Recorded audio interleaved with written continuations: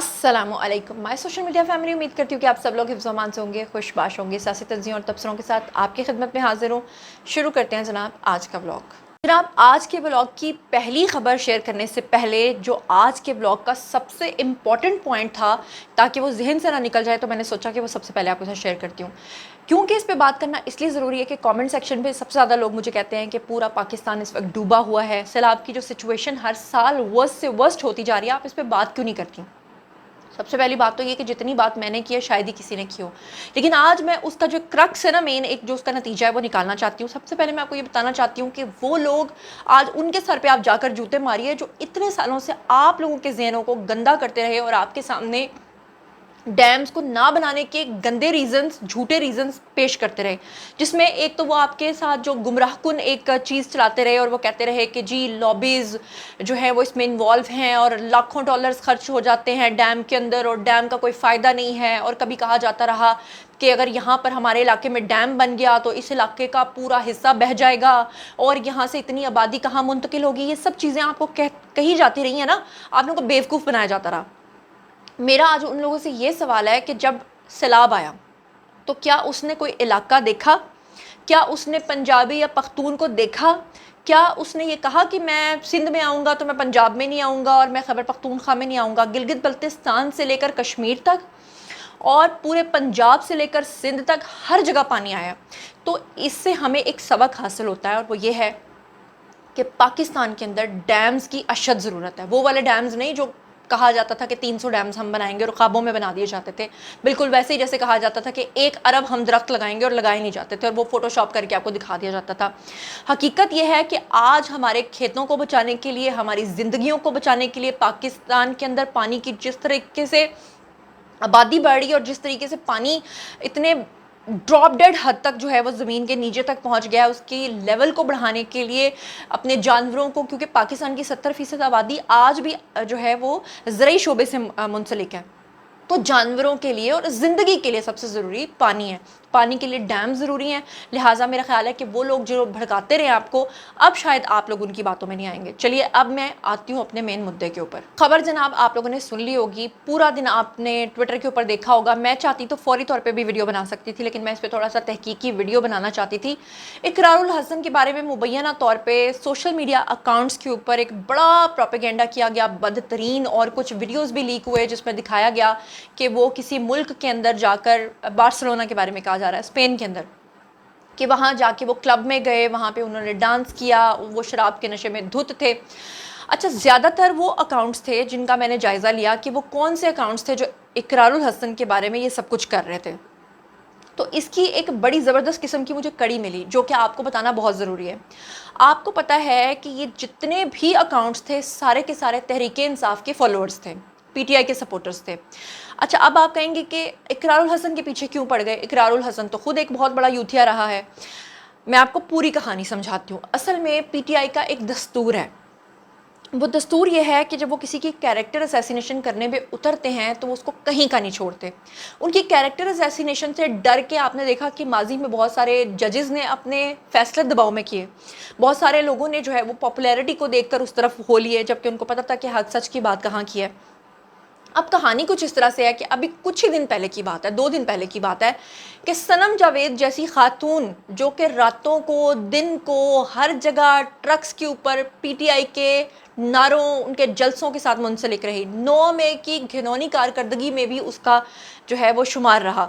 लेकिन आपने देखा पीटीआई के अपने ही अकाउंट्स ने सनम जावेद को दाश्ता का खिताब दिया, उसका स्कैंडल गंडापुर के साथ बना दिया। और ये करने वाला कोई और नहीं था बल्कि खुद पीटीआई के अपने ही लोग थे, अपने ही फॉलोअर्स थे, क्योंकि उनसे नहीं बर्दाश्त हो रहा था। अब उन्हें सनम जावेद की ज़रूरत महसूस नहीं हो रही थी तो उन्होंने ये सब कुछ किया। ये बेसिकली किसी एक शख्स के साथ नहीं, बल्कि ये पीटीआई का प्रोफेशनल तरीका है। प्रोफेशनल तरीका ये कि उनके लिए प्रोफेशनल है, वो बाकायदा तौर पे इसी तरीके से हर एक को बदनाम करते हैं और वो इस चीज़ पे बड़ा गरूर करते हैं कि हम जिसे भी चाहते हैं बना देते हैं, जिसे भी चाहते हैं मिटा देते हैं। अब इकरारुल हसन के साथ उनकी क्या दुश्मनी है? दरअसल मैं आपको बताती हूँ कि इकरारुल हसन जो हैं ये थे बड़े एक ज़बरदस्त किस्म के कल्ट फ़ैन फॉलोइंग वाले इमरान खान के फॉलोअर, और ये बड़े ज़बरदस्त किस्म के यूथिया थे। मैं अपने व्लॉग्स में बहुत बार आपको बता चुकी हूँ कि आप लोग ज़ाहरी तौर पे इकरारुल हसन को ऐसे देखते हैं कि वो एक प्रोग्राम करते हैं, वो तो जनाब करप्शन को पकड़ लेते हैं, वहाँ पे लोगों को फ्रॉड को पकड़ लेते हैं, फ्रॉडियों के पीछे। जबकि हकीकत ये है कि इकरारुल हसन के बहुत सारे शोज़ को छोड़ के बाकी सारे के सारे शोज़ प्लांटेड होते हैं। इकरारुल हसन लोगों को अपने मतलब और अपने फ़ायदे के लिए बाकायदा तौर पे ब्लैकमेल करते हैं। और मुझे ये समझ नहीं आती कि वो लोग जो ये समझते हैं कि कोई अदाकार है और वो फिल्म के अंदर या ड्रामे के अंदर अदाकारी कर रहा है, या कोई होस्ट है और वो प्रोग्राम के अंदर आ रहा है और वो बड़ी अच्छी परफॉर्मेंस करके दिखा रहा है और अपनी अदाकारी में वो आपको मासूम दिखाई दे रहा है, तो आप समझते हैं कि रियल लाइफ में भी वो ऐसा ही होगा। रियल लाइफ और रियल लाइफ में बड़ा फ़र्क होता है। वो जैसे प्रेम चोपड़ा जो है, वो आपको पता है ना 90s 80s की फ़िल्मों के अंदर, या आपको पता है ना कि वो अमरीश पुरी, ये दो अदाकार ऐसे थे जिनको लोग गालियाँ भी दिया करते थे फिल्मों के अंदर, जबकि हकीकत में वो बेचारे बड़े अच्छे लोग थे। तो इकरारुल हसन का किरदार भी ऐसा ही है। ये मैं आपको सुनी सुनाई बात नहीं कर रही, मैं अपना पर्सनल एक्सपीरियंस आपके साथ शेयर कर रही हूँ कि इमरान खान के दौर में इकरारुल हसन बाकायदा तौर पे मुझे थ्रेटनिंग मैसेजेस किया करते थे और मुझे थ्रेट करते थे कि तुम इमरान खान को सपोर्ट नहीं कर रही हो तो देखना मैं तुम्हारे खिलाफ ये सब कुछ करूँगा, और बड़ा कुछ किया भी। अब जनाब हुआ क्या कि ऐसे जो लोग होते हैं ना, वो बहुत जल्दी बदल भी जाते हैं, वो मौका देखते हैं, वो किसी के साथ लॉयल नहीं होते। अब इमरान खान के साथ उस वक्त लॉयल्टी दिखाने के चक्कर में अपने फ़ायदे लिए, लेकिन जैसे ही ये वाली गवर्नमेंट आई तो इनके साथ और स्टैब्लिशमेंट के साथ अपना जनाब दिखाने के लिए लॉयल्टी इन्होंने उनके हक में जो है वो ट्वीट्स करना शुरू कर दिए और इमरान खान के ख़िलाफ़ ट्वीट्स करना शुरू कर दिए। और मैं देखकर हैरान रह गई कि ये शख्स तो मुझे भी थ्रेट करता था, अब ये अचानक इमरान खान की इसको बुराइयां नज़र आना शुरू हो गई, गवर्नमेंट के जनाब इसने सपोर्ट करना शुरू कर दी। तो ज़ाहिर बात है वो जो यूथियास का एक कल्ट था, जो इस शख्स को बड़ा पर्सनली जानता था, उसके पास इसके सारे कच्चे चट्टे थे, उन्होंने इसके कच्चे चट्टे खोलना शुरू कर दिए। ये जिनकी स्पॉन्सरशिप्स के ऊपर बाहर के मुल्कों में जाके क्लब्स एंजॉय करता था, उन्होंने जनाब इसके टोटे लीक कर दिए। उन्होंने दिखाया कि जो आप इससे बड़ा महात्मा समझ रहे हैं, ये तो यहाँ बैठा है वहाँ बैठा है। लेकिन मेरा सवाल उन यूथियास के साथ है कि जब तक ये आपके साथ था, आपने इसे क्यों अपने सर के ऊपर बिठा के रखा था? तब आपके लिए ये नेक था। बिल्कुल वैसे ही जैसे हम कहते हैं कि न्याजी साहब जो हैं, आप उनको सादिक और अमीन मत बोलिए, वो टैरियान के वालिद हैं तो आप उनको ऐसा मत बोलिए। आप ये ज़रूर कहें कि ठीक है जी, हम उनके फ़ैन हैं, हमेशा रहेंगे, चाहे हमें उनकी लाख बुराइयाँ भी पता चलें। लेकिन जब आप ये कहेंगे कि नहीं जी इमरान खान जो है वो रियासत मदीना का अमीन है, तो ऑब्वियसली हम जैसे लोग जो हैं वो सवाल उठाएंगे, आप ये मत कहिए।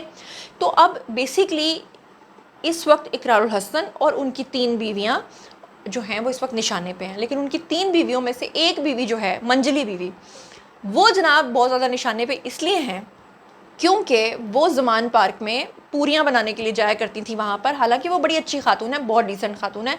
स्क्रीन के ऊपर आपने बहुत सारे अकाउंट्स देखे हैं जो कि इस वक्त शदीद तरीन ट्रोल कर रहे हैं इकरारुल हसन को और उनकी मिसेस को, लेकिन मैं इस चीज़ को फिर भी कंडेम करती हूँ। मैं कहती हूँ कि भाई किसी की चॉइस है, इसका मतलब ये नहीं है कि आप उसकी कैरेक्टर असैसिनेशन करना शुरू कर दो। और मैं ये भी बता दूँ कि इकरारुल हसन ने बहरहाल इस चीज़ को डिनाई किया है। उनका कहना ये है मैं नहीं हूँ, ये है वो तो जारी बात है, उन्होंने कहना ही है। लेकिन एक चीज़ मैं स्ट्रांगली कंडेम करती हूँ कि उनकी बीवी की एक लड़के के साथ तस्वीर को सोशल मीडिया पर वायरल किया जा रहा है, और वो तस्वीर जो हैं उनमें से 1-2 बड़ी बोल्ड किस्म की तस्वीर जो है वो फ़ोटोशॉप्ड हैं, वो झूठी हैं। लेकिन हाँ ये ज़रूर सच है कि वो जो खातून है, जो उनकी वाइफ हैं, वो ज़रूर उस लड़के के साथ तस्वीर बनवाती रही हैं। लेकिन उसमें कोई बुरी बात इसलिए नहीं है क्योंकि बाज़ दफ़ा आपको नहीं पता होता, एज़ सेलिब्रिटी या एज़ फेमस पर्सन आपके पास कोई भी आता है और कहता है मैंने आपके साथ पिक्चर बनानी है, आप बना लेते हो। वो तो बाद में जाके आपको पता चलता है कि ये शख्स कौन था। लिहाजा उनकी बीवी का सिर्फ इतना कसूर ज़रूर है कि वो इमरान खान को सपोर्ट करती थी, ज़वान पार्क जाती थी, लेकिन बहरहाल वो फिर भी एक माकूल खातून है। इस तरह किसी की कैरेक्टर असैसिनेशन नहीं करनी चाहिए। बहरहाल मैंने आपके साथ एक और ख़बर शेयर करनी है, और वो जनाब ये है कि नूरुल अमीन दानिश नाम का एक अकाउंट है, और इन्होंने ट्विटर के ऊपर एक ख़बर शेयर की है, और ये लिखते हैं कि इस्लामाबाद के अंदर एक वफाकी वज़ीर के बेटे को अगवा कर लिया गया, और अहम वफाकी वज़ीर का बेटा लुटेरों के हत्थे चढ़ा। क्रिप्टो के ख़रीदार जो हैं वो 6.5 करोड़ रुपए की क्रिप्टो डील करके पेशावर से नौसरबाजों की टीम मिनिस्टर इनक्लेव ले आए। बाद में उन्होंने ट्रेल 3 पर वज़ीर साहब के बेटे को डील के लिए बुलाया, और फिर उसके बाद 6.5 करोड़ रुपए की रकम लेकर वो جب وہاں پر پہنچے تو ہیونڈائی کی جو گاڑی ہے اس میں فراڈیوں نے اسلحے کی نوک کے اوپر اس موصوف سے جناب نہ صرف فراڈ کیا بلکہ اس کو گاڑی میں بھی بٹھا لیا اور پھر سنگجانی کے پاس جا کر اس کو گاڑی سے اتار کر خود پشاور کی طرف روانہ ہو گئے۔ شرمندگی کے ڈر سے اسلام آباد کے کسی بھی تھانے میں مقدمہ درج نہیں کروایا اس وفاقی وزیر نے، لیکن آخری اطلاعات تک جو ہے وہ ملزمان سے ریکوری کروا کے رقم کی ادائیگی وزیر کے جو موصوف کے بیٹے ہیں ان کو ادا کر دی گئی۔ اچھا مجھے تو وزیر کا پتہ ہے لیکن میں اب یہاں اوپنلی نام نہیں لے سکتی، لیکن آپ نے گیس کر کے مجھے ضرور بتانا ہے کہ وہ کون ہو سکتا ہے کہ جو اپنے بیٹے کو، جس کے بیٹے کے ساتھ اتنا بڑا فراڈ ہوا ہے اور وہ منسٹر انکلیو میں بھی داخل ہو گئے اور پھر وہ کھلے عام گاڑی میں آئے اور آ کے ان کے بیٹے کو اغوا کر کے بھی لے گئے اور سنگجانی میں چھوڑ بھی دیا اور پیسہ بھی لے کر چلے گئے۔ لیکن اچھی بات یہ کہ وہ پیسہ ریکور ہو گیا اور راتوں رات ظاہر بات ہے کہ اداروں کی دوڑیں لگ گئی ہوں گی اور انہوں نے اس کو میٹر کو جو ہے وہ سالو کر لیا۔ آپ لوگ جو کچھ بھی سوچتے سمجھتے ہیں کامنٹ سیکشن میں آئیے، شیئر کیجیے، پرسنلی جواب دوں گی۔ مزید خبریں، ولاگز، انٹرویوز اور سیاسی تجزیے جاننے کے لیے اور میرے ساتھ کنیکٹڈ رہنے کے لیے چینل کو سبسکرائب کر لیجیے گا۔ اپنا بہت بہت خیال رکھیے گا۔ اللہ نے کے بان۔